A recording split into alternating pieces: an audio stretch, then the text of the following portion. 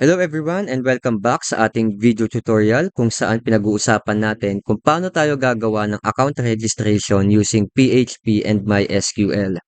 So kanina pinag-usapan natin kung paano tayo mag-check ng username and email address natin kung existing na sa database natin. So kung existing na yan, so dapat kinakailangan nila mag-register ng ibang username and email address. Okay? Then kung okay naman, gagawin natin is ino-notify natin si user na available pa yung kanilang username or email address na pwedeng gamitin for the registration. Then, going back sa ating tutorial, ang next na verification method naman na gagamitin natin is for the password. Okay? So, meron tayong iba't ibang verification method na gagamitin for this one. So, una na nga dyan is dapat ma-detect natin or ma-check natin yung number of characters na input ng user for the password. So, ang minimum na requirement na kailangan natin is at least 8 character na password. So, let us comment na check for the password characters. Okay?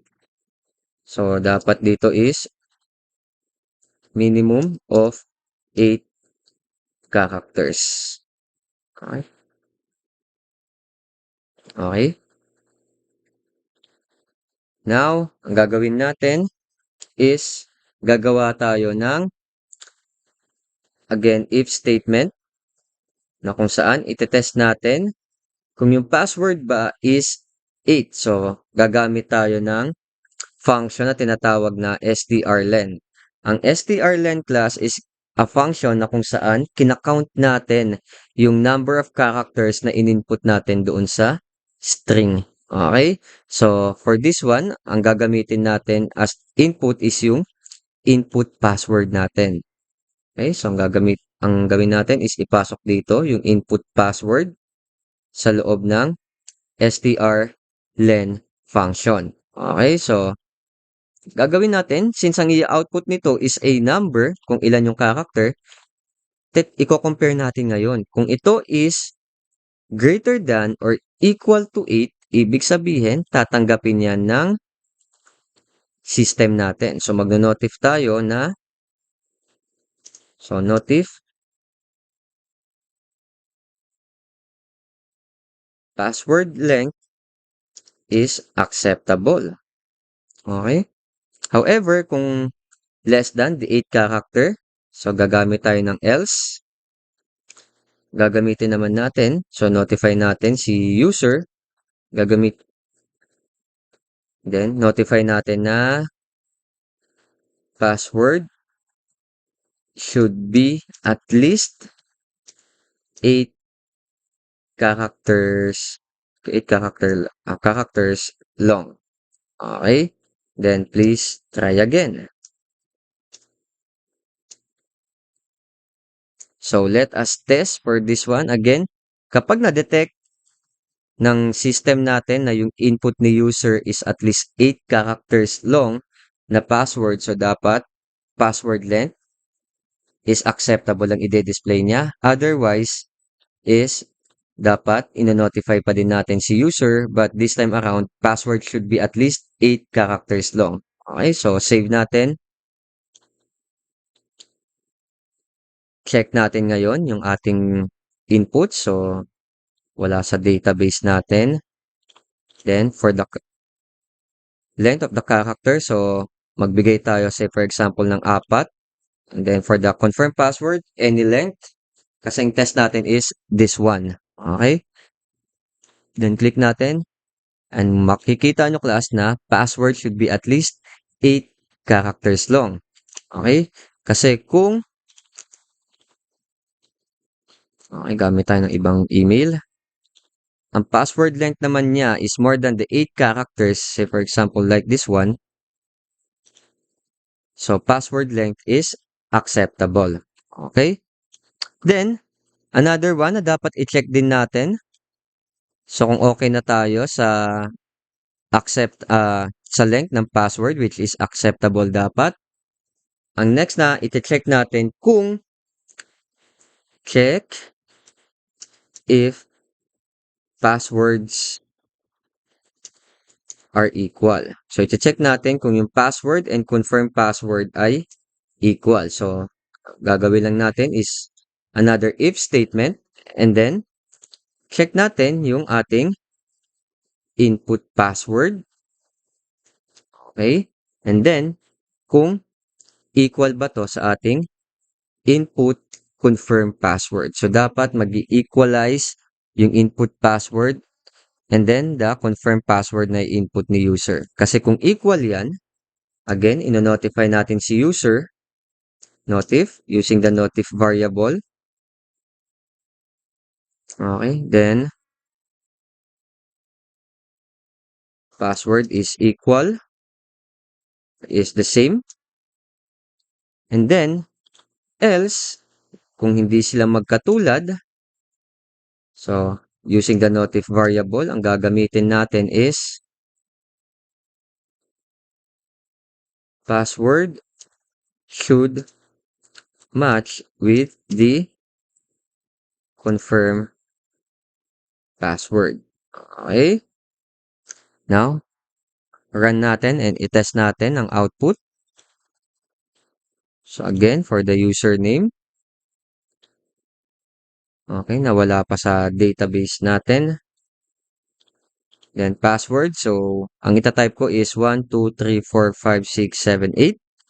And then, kapag hindi nag-match, so any password ang itatype ko sa confirm password. So, dapat ang makikita natin is password should match with the confirm password. Okay?